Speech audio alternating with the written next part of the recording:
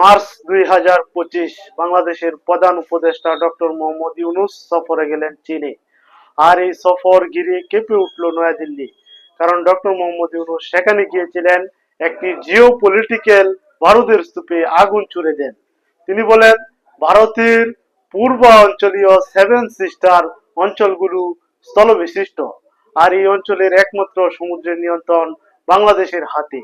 চীনের জন্য বাংলাদেশ একটি অপরিহার্য প্রবেশদ্বার, তা স্পষ্ট করে জানিয়ে দেন তিনি। এই বক্তব্যে ভারতের কূটনৈতিক মহলে তৈরি হয়েছে অস্থিরতা।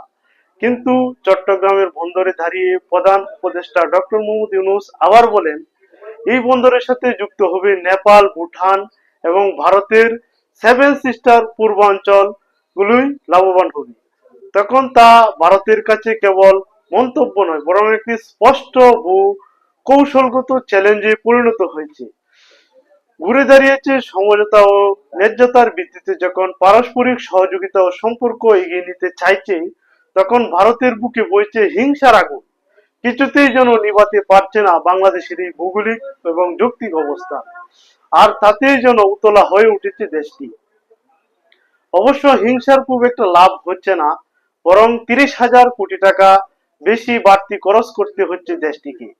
পাকিস্তানের ভয়ে প্রতিরক্ষার বাজেট বাড়ছে 50,000 কোটি রুপি, আর বাংলাদেশের সাথে জেদ করে 22,000 কোটি রুপি ব্যয় করছে মোদি, যা নিয়ে তৈরি হয়েছে একটি মহাসড়ক প্রকল্প, যা শিলং থেকে শিলংচর পর্যন্ত 4 লেনের ফাস্ট ট্র্যাক করিডোর তৈরি করবে। এটি বাস্তবায়ন করছে ভারতের national highway and infrastructure development corporation limited. আশা করা হচ্ছে 2030 সালের মধ্যে প্রকল্পটি বাস্তবায়ন শেষ হবে। ভারতের জাতীয় নিরাপত্তা ও লজিস্টিক বিশেষজ্ঞ বলেন, ডক্টর মোহাম্মদ ইউনূসের বক্তব্যকে কেন্দ্র করে এই উদ্যোগ নেওয়া হয়েছে। কারণ বর্তমান ভারতের সেভেন সিস্টার রাজ্যগুলো মূল ভূখণ্ডের সাথে কেবল একটি সরু রাস্তা দিয়ে শিলিগুড়ি করিডোরের মাধ্যমে, বা চিকেন নেক নামে পরিচিত। যদিও বাংলাদেশের পথ বন্ধ করে দেয় বা চাপে ফেলে দেয়, তাহলে ভারতের পুরো পূর্বাঞ্চল কার্যত বিচ্ছিন্ন হয়ে পড়বে।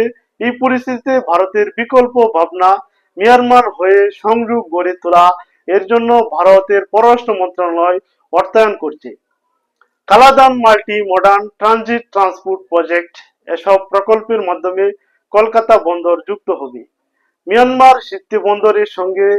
সেখান থেকে নদী পথে যুক্ত হবে পালাত, আর এরপর জুনিপুর পর্যন্ত সড়ক তৈরি করবে। আর এই পথ যুক্ত হবে আসাম, মণিপুর, ত্রিপুরা, মিজোরাম সহ বিভিন্ন পূর্বাঞ্চল।